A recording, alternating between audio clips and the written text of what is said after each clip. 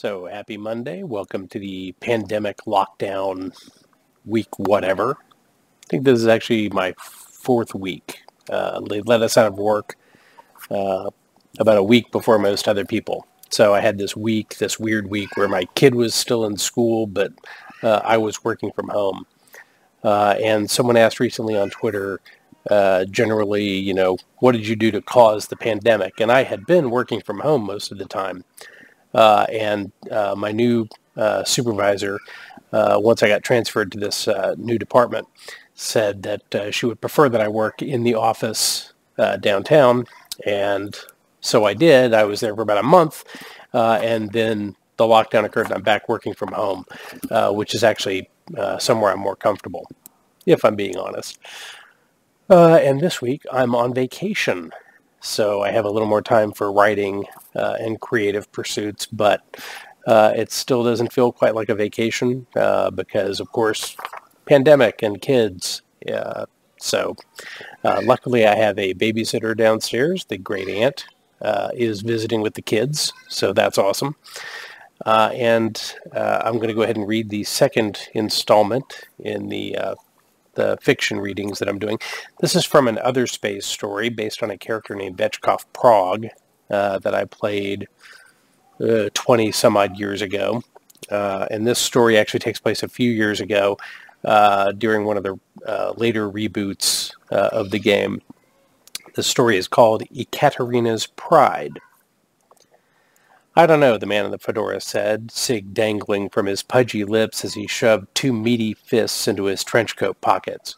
Raindrops trickled off the brim of his hat as Vetchkov Prague studied the gray-black hull of the ship in berth 17 of Drescher Interstellar Spaceport. She's a little roomy, don't you think? The scrawny Latorian in a blue jumpsuit hopped from one foot to the other, clawed hands clutched together. His shadow bounced in the glow of the overhead port lights. "More for your money, yes, yes, yes," he said, gnashing fangs.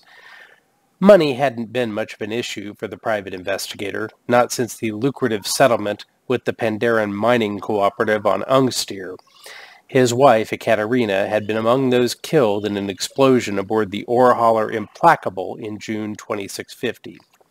He took a drag on the cigarette, eyed the Calliope-class transport again. "Big, though," Prague said. "I'm just one guy, not really looking to take on crew." Of course, even if he got a small starhopper, he'd need to hire someone to keep it in good repair, ideally a pilot, too. Prague considered himself a competent detective, but felt totally off the rock when it came to machinery and astrometrics. "You don't like?" the Latorian asked, beady black eyes narrowing within amber patches of fur. Prague shrugged. He tapped flakes of ash from the cigarette onto the tarmac. Rain splattered in shallow puddles.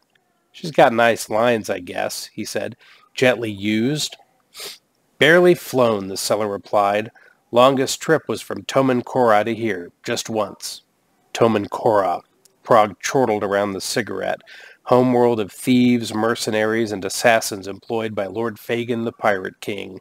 Small surprise the ship came from there, he thought. "Snagged the keys from the lost and found box, did you?" "No questions asked, yes, yes, yes," the Latorian said with a dry, tisking sound. "All right, fine," Prague said, crushing the spent cigarette under his boot. "I'll get her inspected. If everything's solid, you'll get the second half of your payment." "Is good," the seller insisted, bobbing his snout up and down. "You want transponder changed, yes, yes?" "Absolutely," the detective said. "She needs a new name and ID code before we close this deal." "I do this for you, yes, yes." The Latorian unclipped the PDA from his jumpsuit and asked, "What we call ship?" He didn't think about it all that long. Ekaterina's Pride. So thanks for being here. These are all relatively short snippet stories, and I'll keep reading them. Again, I want to do them a day at a time. We'll see how it goes. It's been a little rough the past weekend just because of having kids and a lot of other obligations. But I hope that these are enjoyable for you. Be sure to let me know if you have others you'd like to hear, specific, genres. If you want me to do other space, knee deep, some of the other fiction that I've done, feel free to let me know. Follow me on Twitter at Platt Tweets. And be sure to check out our Patreon. I'm at patreon.com/jointhesaga.